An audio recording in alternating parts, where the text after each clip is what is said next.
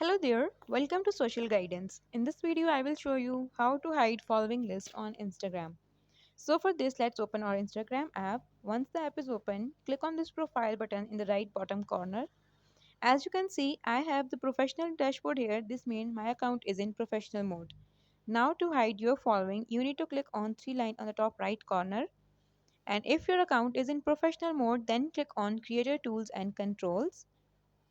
And here click on switch account type and switch to personal account. Here it will take few seconds while switching back to personal account, so we need to wait for a while.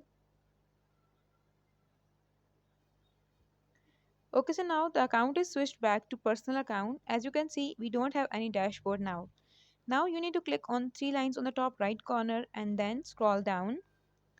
So there we have account privacy. Click on it, and now here you need to make your account private.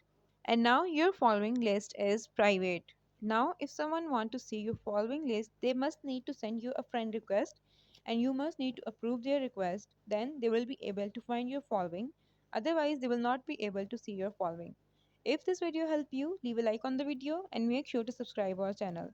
Thank you for watching. Bye.